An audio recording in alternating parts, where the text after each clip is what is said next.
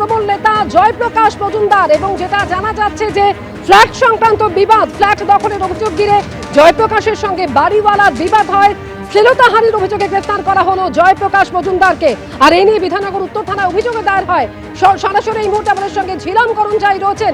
ঝিলাম, বিধাননগর উত্তর থানায় অভিযোগ দায়ের হয়, ঠিক কোন অভিযোগের ভিত্তিতে এই গ্রেফতারি? একদমই তোমাকে জানাবো যে ঘটনাটা হচ্ছে বিধাননগরের যে AE 337 এখানের একটি ফ্ল্যাট নিয়ে, যেটি জয়প্রকাশ মজুমদার অভিযোগ 2012 সালে তিনি ভাড়া নেন এবং 2012 সালের পর তার যে চুক্তির মেয়াদ 2015 সালে সেই মেয়াদ উত্তীর্ণ হয়ে যায়। তারপরে নতুন করে কোনো চুক্তি হয়নি। তা সত্ত্বেও তিনি রাজনৈতিক প্রভাব দেখিয়ে সেই ফ্ল্যাট দখল করে রেখেছিলেন বলে অভিযোগ।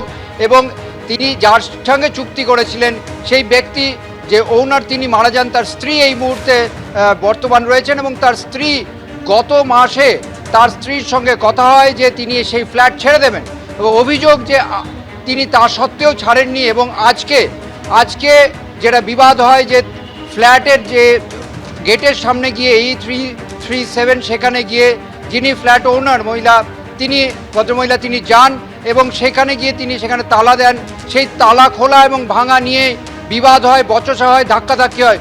অভিযোগ এই প্রবীণ ভদ্রমহিলাকে জয়প্রকাশ মজুমদার ধাক্কা মারেন এবং এই ভিত্তিতে তারপরে পুলিশকে ডাকা হয়। বিধাননগর উত্তর থানার পুলিশ ঘটনাস্থলে আসে এবং তা প্রথমে জয়প্রকাশ মজুমদারকে আটক করে নিয়ে আসা হয় এখানে এবং তারপরে নির্দিষ্ট অভিযোগের ভিত্তিতে শ্লীলতাহানির অভিযোগে তাকে গ্রেপ্তার করা হয়েছে, তেমনটাই জানা যাচ্ছে বিধাননগর উত্তর থানার অভিযোগ এই ভিত্তিতে। এবং তাকে যে ধারাগুলোতে মামলা করা হয়েছে, যে অভিযোগ রুজু করা হয়েছে তার ভিত্তিতে যে ধারাগুলো, বিএনএসের ধারাগুলো তোমাকে জানাচ্ছি। 308-এর 2, 329, 115-র 2, 329-এর 4, 74, 318-র 4 এই ধারা বিএনএসের এই ধারাতে তার বিরুদ্ধে যে অভিযোগ সেই মামলা রুজু করা হয়েছে এবং এর ভিত্তিতে তাকে গ্রেপ্তার করা হয়েছে। ধন্যবাদ ছিলাম তোমাকে।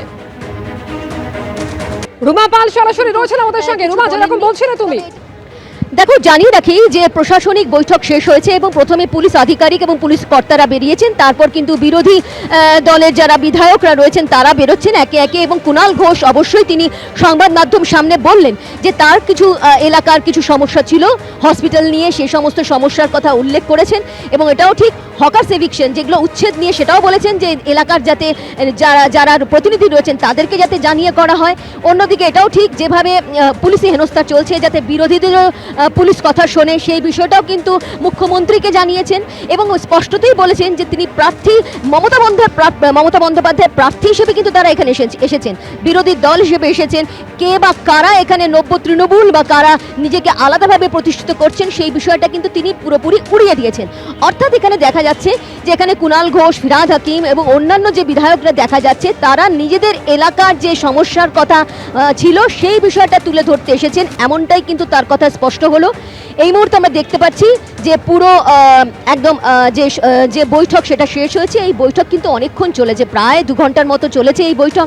এবং বৈঠকে যেহেতু কলকাতা, দক্ষিণ 24 পরগনা এবং হাওড়া নিয়ে সমস্ত আলোচনা ছিল, এটাও ঠিক যে নিজেদের কথা যেমন তারা জানিয়েছেন এবং মুখ্যমন্ত্রীর তরফ থেকে অবশ্যই সেটা জানানো হয়েছে, যেহেতু আজকেই কিন্তু একটা আনুষ্ঠানিকভাবে শুরু করা হয়েছে যে সরকার আপনার পাশে রয়েছে এবং সেক্ষেত্রে সাধারণ মানুষ যাতে একদম সরাসরি সরকারের সঙ্গে যোগাযোগ করতে পারে সেটার কিন্তু নাম্বার দেওয়া হয়েছে, আগে কিন্তু জানানো হয়েছিল। সেই বিষয় যেমন রয়েছে সেরকমই কিন্তু বিরোধীদের ডাকা হয়েছে, বিরোধীদের কথাও কিন্তু এখানে শোনা হবে, এমনটাই কিন্তু জন্য নতুন সরকার এই বিরোধীদের ডেকেছে।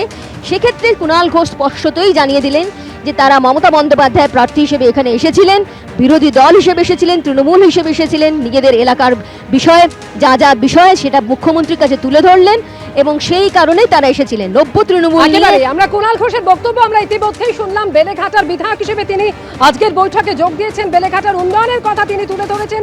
বৈঠক শেষে বেরিয়ে এসে তিনি এমনই বললেন।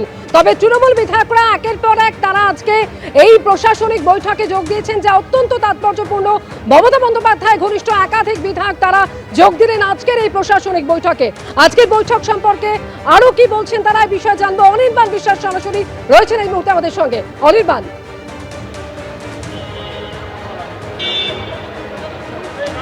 দেখো আজকে যে বৈঠক, সে বৈঠকে কিন্তু মুখ্যমন্ত্রী শুভেন্দু অধিকারী তিনি কিন্তু সবার সঙ্গে সবার মতামত জানতে চেয়েছেন। সেখানে বিরোধী দলের যারা বিধায়ক রয়েছেন তাদের কাছ থেকেও বেশ কিছু মতামত সাজেশন তিনি চেয়েছিলেন এবং সেই মোতাবেক কিন্তু কুণাল ঘোষ থেকে শুরু করে প্রত্যেকে তারা নিজের নিজের বক্তব্য রেখেছেন। যদিও বেরিয়ে যাওয়ার পর সময় কিন্তু ফিরহাদ হাকিম থেকে শুরু করে নয়না বন্দ্যোপাধ্যায় তারা সংবাদ মাধ্যমের সামনে কিছু বলতে চাননি। তবে বিদ্রোহী যে তৃণমূল বিধায়করা রয়েছেন ঋতব্রত বন্দ্যোপাধ্যায় এবং তার পাশাপাশি সন্দীপন শাহ তারা কিন্তু জানালেন যে তারা নবান্ন থেকে এই মুহূর্তে সোজাসুজি পৌঁছে যাচ্ছেন কিন্তু অ্যাসেম্বলিতে। এবং তুমি জানো যে আজকে কিন্তু অ্যাসেম্বলিতে সেখানে কিন্তু বিদ্রোহী যে বিধায়ক তাদের তরফ থেকে বিরোধী দলনেতা কে হবে হুইপ চিফ হুইপ এই সমস্ত বিষয় নিয়ে তারা প্রস্তাব রেখেছেন। ফলত এখান থেকে এখন নজর কিন্তু সম্পূর্ণভাবে সরে যাচ্ছে বিধানসভাতে। এবং যেটা আমরা জানতে পারছি নবান্ন সূত্রে যে আজকের বৈঠক সেটা অত্যন্ত গঠনমূলক হয়েছে। যেটা সরকারের তরফ থেকে চাওয়া হচ্ছিল কার কোথায় কাজ করতে গিয়ে সমস্যা হচ্ছে, কোথায় গিয়ে তাদের সেই সমস্যার কথাগুলো তারা মুখ্যমন্ত্রীকে সরাসরি জানাতে পারবেন এবং সেই বক্তব্যগুলো কিন্তু মুখ্যমন্ত্রী যথাসম্ভব আজকের যে বৈঠক সেই বৈঠক থেকে অ্যাড্রেস করবার চেষ্টা করেছেন। এবং যেহেতু সামনেই বর্ষাকাল রয়েছে সেই জায়গায় দাঁড়িয়ে হাওড়া, দক্ষিণ চব্বিশ পরগনা, কলকাতায় তিনটি জেলার উপরে কিন্তু অত্যন্ত গুরুত্ব দিচ্ছে রাজ্য সরকার। এবং সেই পরিপ্রেক্ষিতে কোথায় কী ধরনের সহযোগিতা প্রয়োজন এবং যে কথা বারবার বার্তা দেওয়া হয়েছে যে জনপ্রতিনিধিদের সঙ্গে কিন্তু রাজ্য সরকারের কোনো দূরত্ব নেই, প্রত্যেকটি এলাকার মানুষের কাছে জনপ্রতিনিধি যেমন দায়বদ্ধ ঠিক তেমনভাবেই রাজ্য সরকারও কিন্তু দায়বদ্ধ। প্রত্যেকজন সে শাসক দলের হোক বা বিরোধী দলের হোক প্রত্যেকজন বিধায়কের প্রতি দায়বদ্ধ রাজ্য সরকার। ফলত সমগ্র বিধায়কদেরকে কিন্তু তারা সহযোগিতা করবেন সেই মর্মে বার্তা দেওয়া হয়েছে শুভেন্দু অধিকারী অর্থাৎ রাজ্যের মুখ্যমন্ত্রীর তরফ থেকে। এবং আজকের এই বৈঠক অত্যন্ত গঠনমূলক ছিল এমনটাই কিন্তু বলা হচ্ছে। এবং বিভিন্ন সমস্যার কথা বিরোধী দলের যারা বিধায়ক রয়েছেন তারাও নিজের নিজের এলাকার সম্পর্কে বিভিন্ন অভিযোগ বা বিভিন্ন সমস্যার কথা তুলে ধরেছেন এবং ফিরহাদ হাকিম থেকে শুরু করে প্রত্যেকে তারা বলার সুযোগ পেয়েছেন। এবং আজকের যে বৈঠক সেই বৈঠক থেকে কিন্তু মূলত বেশ কয়েকটি বিষয়ের উপরে গুরুত্ব দেওয়া হয়েছে। এক, সর্বস্তরে যে সমস্ত বিধায়করা রয়েছেন সে শাসক দলের হোক বা বিরোধী দলের হোক প্রত্যেক বিধায়কের সঙ্গে রাজ্য সরকারের যে মেলবন্ধন বা সহযোগিতা সেই সহযোগিতায় গুরুত্ব দেওয়া হয়েছে। পাশাপাশি যেহেতু প্রাক বর্ষায় বৈঠকের ক্ষেত্রে তিনটি বিষয় গুরুত্ব দেওয়া হয়েছে। এক, কোথায় কোথায় জল জমছে এবং সেই জল কিভাবে বের করা সম্ভব, মানুষকে কিভাবে দুর্ভোগের হাত থেকে বাঁচানো যেতে পারে সেই বিষয়টিতে জোর দেওয়া হয়েছে। এবং দ্বিতীয় অত্যন্ত গুরুত্বপূর্ণ, হাওড়া থেকে শুরু করে কলকাতা প্রত্যেক বছর একাধিক জেলায় দেখা যাচ্ছে যে বিদ্যুৎপৃষ্ট হয়ে মৃত্যুর সংখ্যা বাড়ছে এবং সেইটা কিন্তু উদ্বেগজনক রাজ্য সরকারের কাছে। এবং সেই পরিস্থিতিতে কী কী করণীয় সে বিষয়ে কিন্তু দুপক্ষের মত বিনিময় হয়েছে। ফলত এমন সমস্ত গঠনমূলক আজকে যে বৈঠক সে বৈঠকে পর্যালোচনা বৈঠক শেষ হয়েছে এবং এই মুহূর্তে কিন্তু একে একে আধিকারিক থেকে শুরু করে সর্বদলের যারা বিধায়ক তারা কিন্তু বেরিয়ে আসছেন। যদিও বিধায়কদের মধ্যে কুণাল ঘোষ ছাড়া সেভাবে সংবাদ মাধ্যমের সামনে কেউ কথা বলেনি। আমরা কিছুক্ষণ আগে চেষ্টা করছিলাম ঋতব্রত বন্দ্যোপাধ্যায়, সন্দীপন শাহ, জাভেদ খানদের সঙ্গে কথা বলার, তারা একেবারে স্পিকটি নট যতক্ষণ পর্যন্ত না বিধানসভা স্পিকারের তরফ থেকে এই যে তাদের আনা প্রস্তাব অর্থাৎ 58 জন বিধায়কের আনা যে প্রস্তাব সেই প্রস্তাব যতক্ষণ পর্যন্ত সরকারিভাবে অনুমোদন পাচ্ছে ততক্ষণ পর্যন্ত তারা সংবাদ মাধ্যমের সামনে আসতে চাইছেন না বা কোনো কথা বলতে চাইছেন না। একদিকে নবান্নের প্রশাসনিক বৈঠক, অন্যদিকে সমানভাবে আজকে নজর রয়েছে বিধানসভার দিকেও। তবে ইতিমধ্যে নবান্নের প্রশাসনিক বৈঠক শেষ হয়েছে। বিধায়কেরা, বিরোধী দলের বিধায়কেরা তারা একে একে আসছেন এবং তারা যেটা বলছেন যে সহযোগিতার আশ্বাস পাওয়া গিয়েছে সরকারের থেকে। ধন্যবাদ অনির্বাণ তোমাকে।